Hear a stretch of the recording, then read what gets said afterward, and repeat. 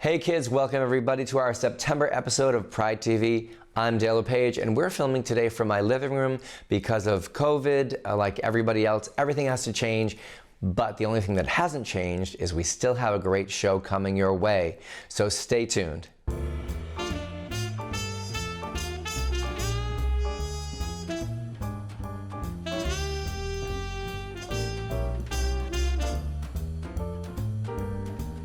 Come in, sit back, relax. We've got your Pride TV. We're bringing you some Pride TV. We've got so much to share right here on Pride TV. We're bringing you your Pride TV.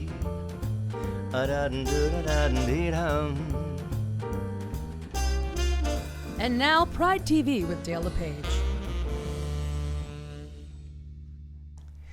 Hey everybody, welcome back. I want to introduce you to a friend that I've known for about 10 years, and we're just going to call her Smiling Sam.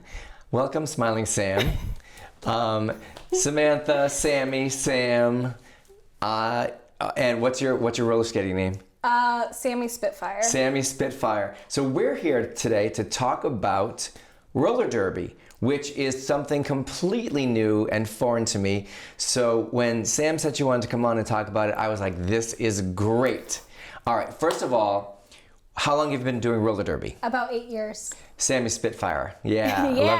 I love that. 8 years. And we met each other about 10 years ago. We were discussing earlier. I Yeah. met you when you were 14 or 15. 15. Yeah. And you came to one of my shows. And I was obsessed. And your mother, for those of you who are following music in central New England, her mom, Roberta Mandela, was my co-host on WooTube and for years, and love her, still love her. And She's the best. She's the best. Yep. All right, so Sammy Spitfire, you have been doing roller derby for 8 years, and how does that even, like, you wake up one day and go like, I'm gonna become a roller derby queen. Yeah, that's exactly what happened. No, it's not. So I went to Star on the Street in Worcester. If Yep. you don't know what it is, it's like an art festival. Phenomenal art The festival. best. Yep. And that's where you met the roller derby people? Yeah, they were skating around on roller skates during the festival, and I was like, oh, that is really cool. I didn't Very know cool. it was roller derby. I had no Right. idea. I just, like, they were handing out flyers for their fresh meat class, and I was like, Fresh meat. yeah, that's what they call the newbies, or they used to at least. Yeah. And I was like, I want to do this. I want to do this. Oh my God. And how did you start? Did you just grab a flyer and show up? I grabbed a flyer and I put my email down, and they let us know when it was. Now, what kind of audition process is there?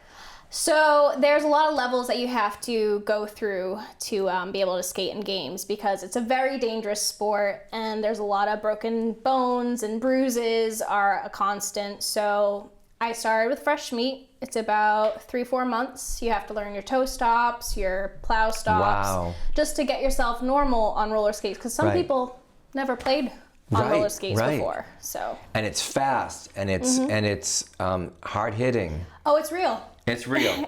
That's the point I wanted to make. It's real. You get really Yeah. hurt. Now, have you ever gotten really hurt? I have. I've gotten lots of bruises. Yeah. My collarbone has hurt a lot. My hips have hurt a lot because From falling? not really falling. No. From from checks? getting hit. Hit. Like you use your hips to do a hip check. Wow. You use your shoulders to do a shoulder check, and sometimes things happen and you Yep. get in a tumble. You know. Yep. And first of all, Sammy Spitfire is a perfect name for you. But some of the other names that we were talking about that I said we have to get this on the show because it's brilliant. Something about Reba McEntire. Oh, so I was obsessed with Reba McEntire in my younger years. I thought she was the coolest thing ever. So I wanted to come up with a derby play on words, which most people do. And so I thought Reba Smackentire, but it was already taken. It was so good, somebody already took it. Yeah. Now, roller derby led you to, first of all, you play for who? I play for Worcester, Worcester Roller Derby, and we practice in Uxbridge. And do you go all around, New England? Or? Yeah, so for Worcester Roller Derby, we play all over New England. So there's Bay State Brawlers in Lancaster, there's Mass Attack Roller Derby in Taunton, there's Connecticut League, so Yankee Brutals, there's Boston Derby Dames, there's Vermont Vixens. There is so much more than I ever knew. Yeah. And you practice like a couple times a month? Or? No. When we do practice, Yeah. well, because of COVID, we're not practicing right now to be safe. But when we do practice, it's like 3 to 4 times a week. Wow. That's where I get my exercise from. I'm looking a little chunky these days. So. But you live in South, where do you live? I live in Southampton, New Hampshire currently. So you drive down to Worcester sometimes 4 times a week? Yeah, so Wow. I get to crash at my friend's house. Dedication. Yeah. Love that. So that's helpful. And I just love that I'm going to utter this phrase.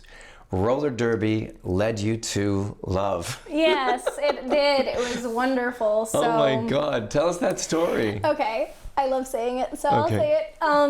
So my partner, Lori, her roller derby Hi, name. Lori. Yeah. Hi. Her roller derby name is Plasmatic Kitty, and she played for New Hampshire. We ended up meeting in a anti-Valentine's Day scrimmage. So people from all over New England, Vermont, Connecticut, Massachusetts, people just came to the scrimmage just to have fun. It wasn't a game. It wasn't like it meant anything. First but of all, I having fun. love that it was anti-Valentine's Day. That's what really gets people. It's like, you didn't love love, you don't like Valentine's Day, you can't stand the whole get up about it. And yet sparks were flying. Oh my God. So it was love at first hit. Love at first hit. That's going to be the name of your autobiography. Exactly. So you just found love through roller derby, and it's been 3 wonderful, wonderful years. Yeah. Congratulations. That is wonderful. Thank you. She's the love of my life. Oh, I'm like such a true romantic at heart. I am. Yeah, you too? Yeah, all right. so much. Yeah. And not only do you do that, but you're when I first met Sam, you were a singer. You did plays and everything. Yeah, I love theater. So you're like really just a creative force. It's from my mom. From your mom, right? Because your mom's a singer, a baker, everything, a tattoo artist, face painter, she's esthetician. Yeah, she does crafting like nobody's business. She's the best. And now she's doing Roberta's cookies, by the way. Look them up on Facebook. And all right, so we got 2 minutes. I want to wrap it up. And how has COVID affected roller derby or just life? Roller derby first. Yeah, roller derby, it's hard because like in life, we have phases to go through, and with roller derby, we need our numbers to be really down to be able to even practice. So since I play in New Hampshire, since I live in New Hampshire, we're trying to figure out where people are living, what the amount is to be able to come back to skating. So New Hampshire, the phases are all done. We're pretty much good to go. Okay, yeah.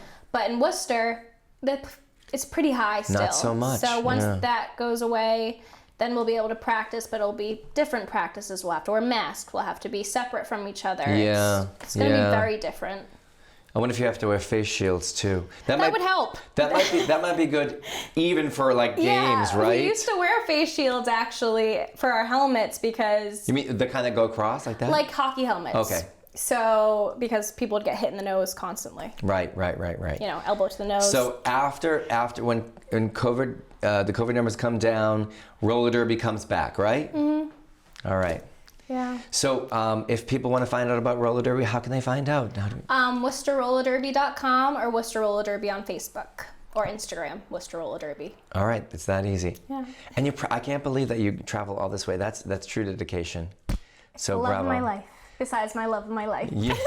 All right, give me a bam. Thank you so much Thank you for having me. teaching us about roller derby and just seeing your wonderful, and her hair, she does her own hair color, and she got her rainbow glasses today just for the show. I love it. And you're a makeup artist. I am. Yeah. So all that. All right, thank you so much for being with us. Thank you. And we'll be back with more. Pride TV is presented by Fallon Health and sponsored by Remax Vision, Bay State Savings Bank,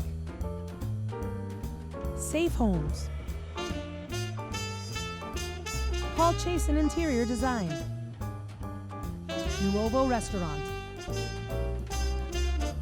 Dr. Frank P. Fechner Plastic Surgery. Art Reach. Root and Press Cafe and Bookstore. Herd Strategy and Storytelling. Castanetti Realty Group. And Eastern Bank.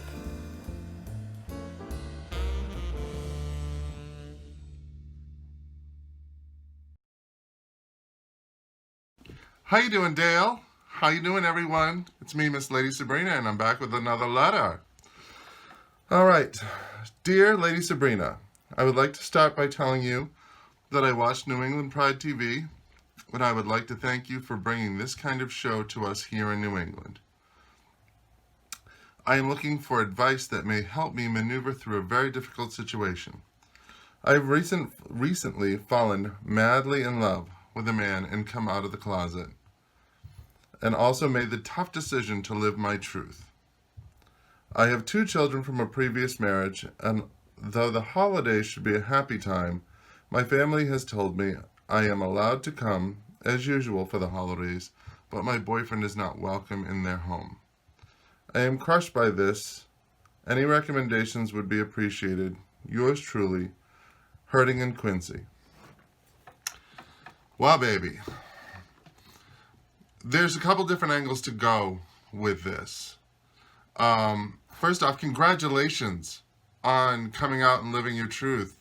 I mean, it's amazing, and I'm thrilled that you have found someone that you love.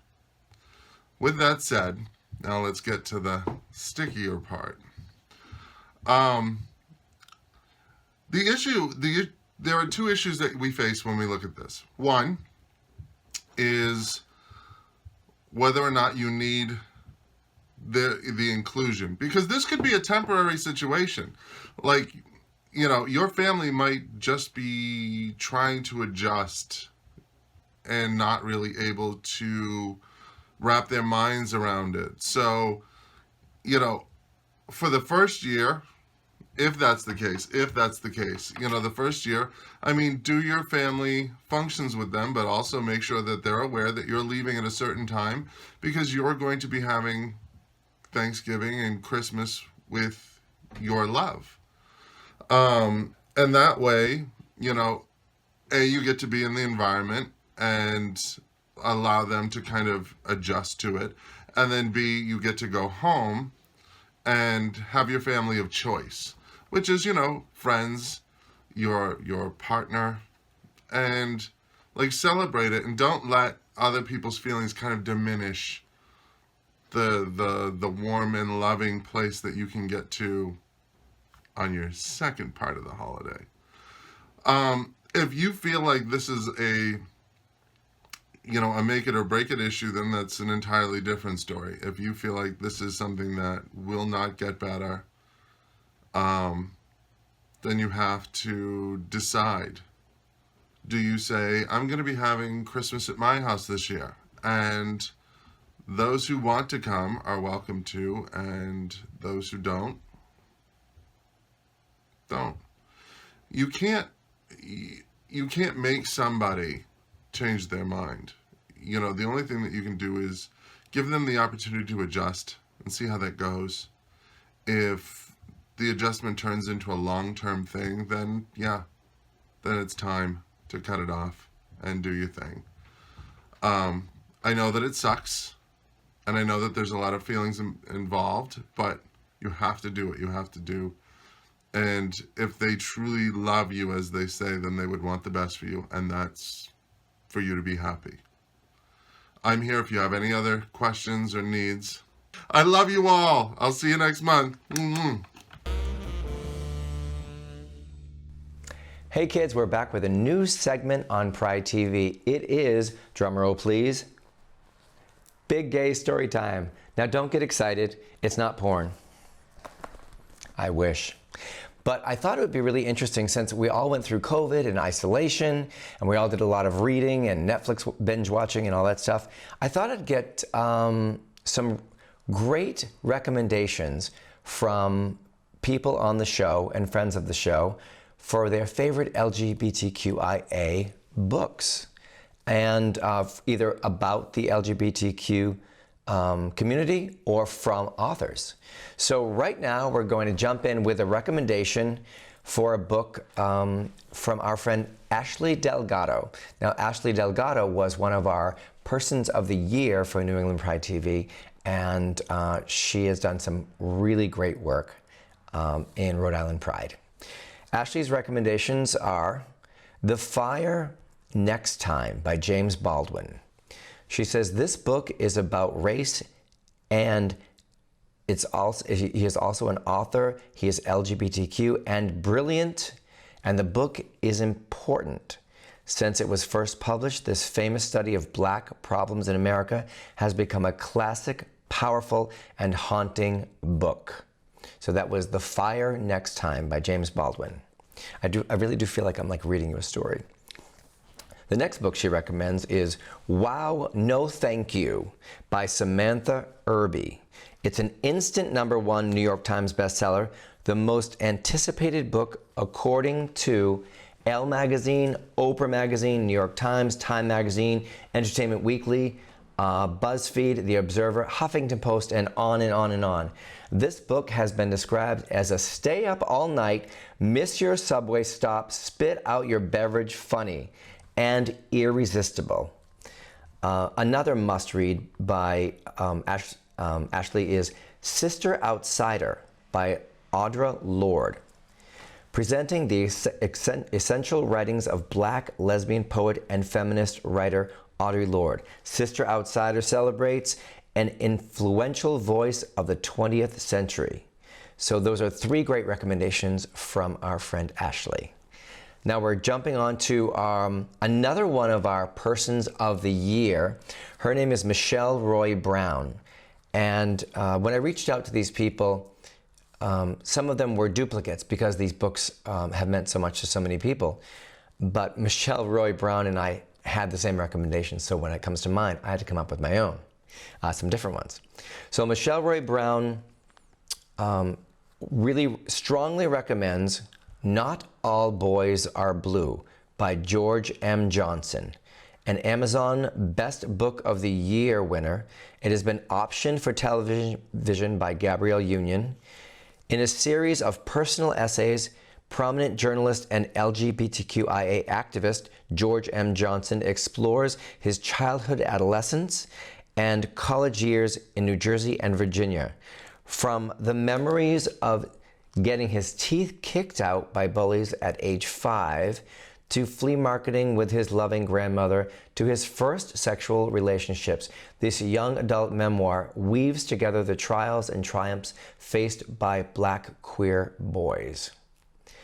I have not read that book, but just by reading this little synopsis, it's going to be on my list. Another recommendation by Michelle is White Fragility, the New York Times best-selling book exploring the counterproductive reactions white people have when their assumptions about race are challenged, and how these reactions maintain racial inequality. So that is White Fragility.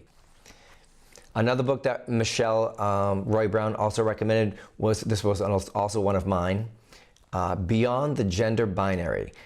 This book is, all these books are available on Amazon, but we do suggest strongly going to your local bookstores and supporting local small businesses. If you live in the area, a lot of them are doing it through email, through phone, and Beyond the Gender Binary is one that we both recommend. Now, Beyond the Gender Binary will give readers everywhere the feeling that anything is possible within themselves. She is a musician and the co-founder of the Smart Girls Club. Now, our next recommendation comes from a fan of the show, Marsha Mendez.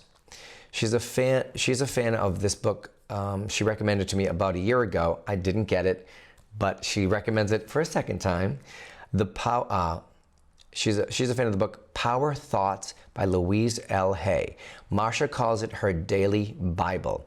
This little book is filled with positive affirmations. Every thought you think and every word you speak is an affirmation. So why not choose to use positive affirmations to create a new way of thinking and acting and feeling? Marsha also recommends You Can Heal Yourself by Louise L. Hay. All right, thanks, Marsha. I really do feel like I'm reading like to the kids' class. Here we go. I had some recommendations that were duplicates, obviously, so I had to come up with my own. But one of the books that I'm going to recommend was written by a former Person of the Year for Pride TV. Actually, she was our first Person of the Year, and her name is Grace Stevens. And she is a transgender advocate and pioneer. And her book is called No, Maybe, Yes, Living My Truth. It's hard to live authentically when you're trying to meet the expectations of everyone around you and denying the inner voices that you know are your truth. Grace Ann Stevens spent over 60 years hiding and denying her inner truth. In No, Maybe, Yes, Living My Truth, she shares not only her voice, but many of her internal voices as she journeys from denying to questioning and finally accepting her truth, which led to transitioning her gender at the age of 64. That is amazing. More than just a transgender memoir, this book is about relationships, both internal and external, about change and authenticity, and it's uniquely informational, inspirational, and transformational to all who may question their own journey. So, Grace, we're a fan of yours. Another recommendation that I have is one of my favorite books of my entire life. I have read it 3 times already, and it's Call Me By Your Name by Andre Ackerman. It is one of the most beautifully written, powerful, romantic, it's full of self-exploration, and every page is a work of art. And as you may know, the book was turned into a 4-time Oscar-nominated movie, and yes, I own the movie.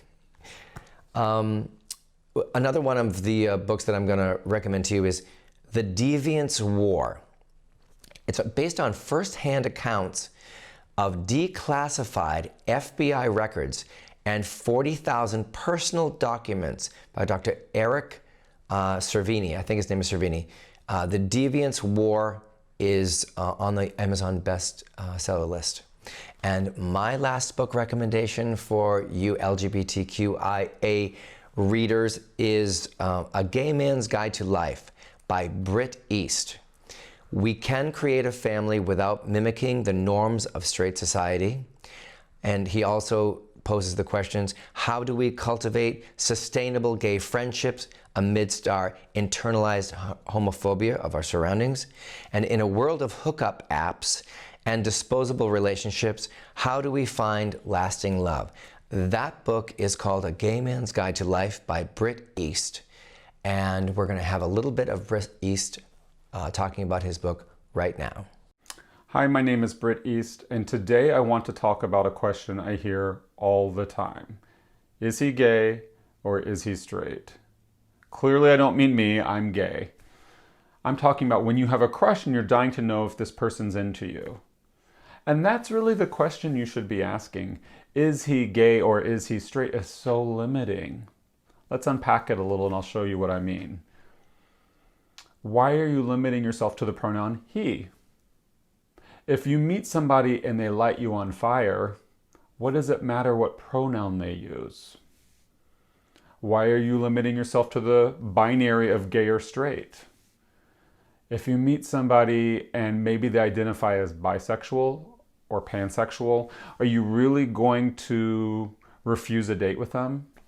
Especially if you think of the words gay and straight as, like me, as being more of a cultural identity and less of a sexual orientation. Cultural identity meaning queer, gay, lesbian, sexual orientation meaning homosexual, heterosexual, bisexual, pansexual, etc., etc., etc. I think if you're going to experience the full richness of life, it's best to cast a really broad net. If you meet somebody you like, do these words really matter? And you might inadvertently be causing harm. As you inject these ideas into the universe, as you talk amongst your friends, as you write online, you might be inadvertently erasing whole groups of people. Is there any larger cross-section of the LGBTQIA community than bisexuals? Yet look at the way you framed the question, is he gay or is he straight? You did not create enough space for the largest group of people, thereby cutting yourself off from all that might become and inadvertently causing harm, potential harm to others. The way we think about these things is really important. The words that we use is critical. We manifest what we believe. We see the world as we are. And if we're not really clear and precise, we might just be missing the boat.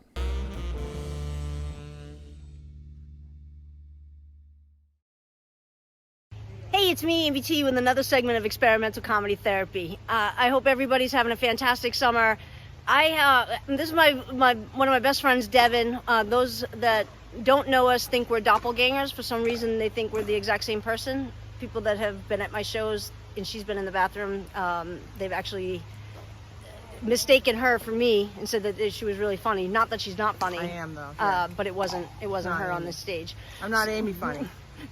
So we decided, Devin brought to me this idea of playing pickleball. I was very anti-pickleball because I have a stereotype in my head of what I think it looks like. And I was like, no, we're not playing it. We're not of that age yet. We're still active. And then the next thing I know, I bought pickleball rackets. Pickleball! Woo! Woo! We came out to play pickleball. We really don't know how to play pickleball. We're just we have 2 rackets and a ball. And then, as luck would have it, we got to the Andover pickleball courts, and there was pickleball lessons happening while we got here. So we're just eavesdropping right now and see how we learn how to play. Mm-hmm. This is the luckiest day ever. I'm gonna get a lottery ticket. We ordered some, but only half the order went through. There's a lot of things. There's a place called The Kitchen. You got to stay out of the kitchen unless you like the heat. And Dink Shot. I don't know what a Dink Shot is yet. We're going to see if we can. That's the last thing we wanted to learn, the Dink Shot. Yeah, didn't even want to say pickle and ball, but now I'm playing the whole thing with a Dink Shot.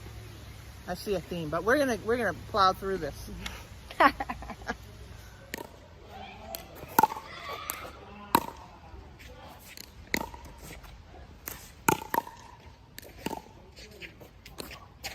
I don't want you to get discouraged, so we're taking a break because I'm kicking your ass.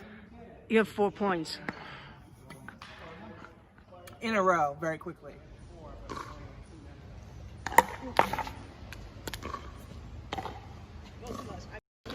I was like, oh my God, Devin can juggle. I'm like, let's make this Cirque de Lesbian. So check this out.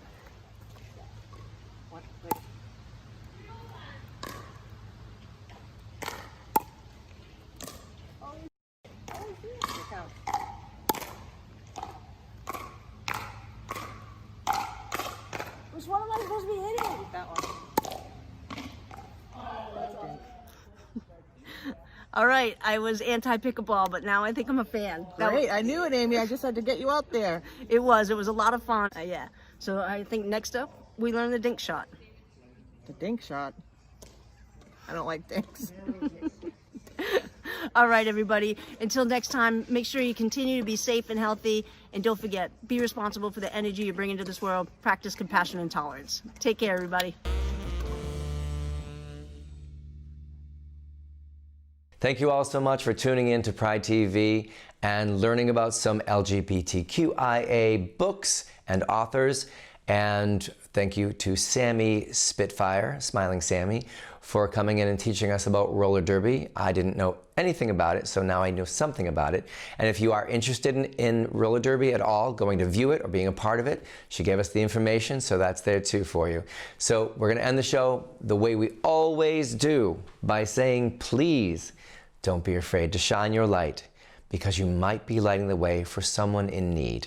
Until next time, thank you for watching Pride TV.